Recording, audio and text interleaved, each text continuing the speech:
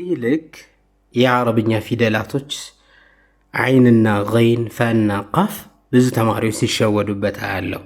በተለይ መሃል ላይ ቅድም አይሻም አይታችኋት ከሆነ ፋን አይን ስትል ነበር። እስቲ እኔ በደንብ ላስረዳችሁ። የተላከላችሁ ቪዲዮ እንዴት ነው? እያገዛችሁ ነው? አዎ፣ ስትመዘገቡ ቃል ገብታችኋል። እናንተም በዚህ 3 ወር ቁርአን እናስነብባችኋለን የትኛውን ቦታ እየገለጣችሁ፣ እናንተ ደግሞ የሚላከውን ቪዲዮ ከዛ ደግሞ ኡስታዙ ሲገባ ደግሞ ከኡስታዙ ጋር በደንብ አብራችሁ መለማመድ ኢንሻአላህ። አይንና ገይን በመሰረቱ አይንና ገይን ሌላኛው ቤተሰብ ነው። በቃ አይንና ገይን ምንድነው የሚለያቸው? አይንና ገይን እንግዲህ የምታዩት እግራቸውን ወደዛ ነው ያደረጉት፣ ግን እንደምታዩት ከሌላ ፊደል ጋር መያያዝ ሲፈልጉ እግራቸውን ወደፊት ይዘረጉታል። ለምሳሌ አይንን ተመልከቱ። ይኸው አይንና ላም አያችሁት ቅርጹን? ገይንና ላም። ይሄ አፉን የከፈተ ጭንቅላቱን ነው የወሰደው። ይሄን ጭንቅላቱን ነው እዚህ ጋር የወሰደው። የመኪና መፍቻ ብሎን አይነት ቅርጽ ይመስላል መጀመሪያ ላይ ሲመጣ። መሀል ላይ ሲመጣ ደግሞ ውስጡ ጥቁር ነው፣ ሸረኛ ነው ይላል አንድ ሰው። አንዳንዴ ውስጡ ጥቁር ነው እንላለና ውስጡ ድፍን ነው። አክቹአሊ ድፍን ነው። መሀል ላይ ሲሆን ገይንም ሲሆን ድፍን ነው። አይን ያው አንድ አይነት ቤተሰብ ናቸው።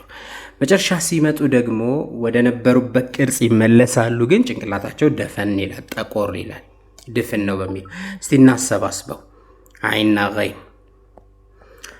ገይን ለምሳሌ እንዳልኳችሁ መጀመሪያም ሲመጡ መሀል ላይም ሲመጡ፣ እኔ አሁን ብጽፍላችሁ ከሆነ እንደ በጻፍ ለምሳሌ ከሆነ ይሄውላችሁ አሁን ሶስቱም እዚህ ጋር ያለው አይን ነው፣ መሀል ላይም ያለው አይን ነው፣ መጨረሻ ላይ ያለው አይን ነው። በእርግጥ ነጥብ ቢኖርበት ኖሮ ምናል ሹዓይሻ ገይን ትክክል፣ ገይን ውስጡ ድፍን። አህመድ ውስጡ ድፍን ነው ሁሉም ቦታ። አይንና ገይን ሲመጣ ውስጡ ሁሉም ቦታ ድፍን ነው። ትክክል ብለሃል። መለያቸው ነው። ኦፍኮርስ ቆይ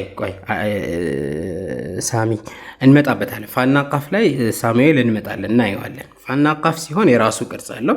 ግን አሁን አይንና ገይን ደግሞ እንዳልኳችሁ ውስጡ ጥቁር ይላል።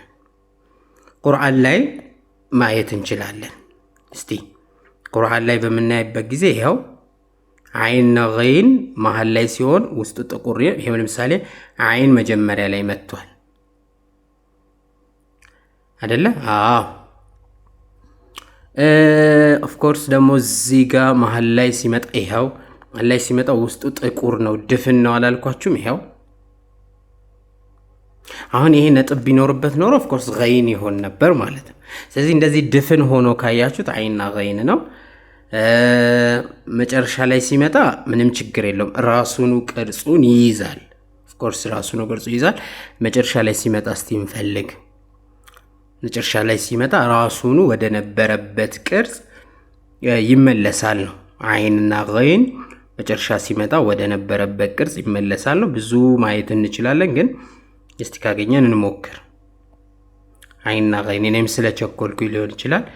ውስጡ ራሱን እኮ ነው ቅርጹን የሚይዘው። ግን ይሄውና ሰብዓ የሚለው ላይ አይንና ገይን ተመልከቱት፣ ውስጡ ድፍን ነው። አሁን ይሄ ነጥብ ባረግለት ኦፍ ኮርስ ማን ይሆናል? ገይን ይሆን ነበር ማለት ነው። ስለዚህ አይንና ገይን መጀመሪያ ሲመጡ እንደዚህ ነው፣ መሀል ላይ ሲመጡ ውስጡ ድፍን ነው፣ መጨረሻ ሲመጣ ወደ ነበረበት ነው። በቀጣይ ደግሞ ምንድነው የምናየው? ከዚህ ቀጥሎ ፋና ቃፍን ነው የምናየው ማለት ነው።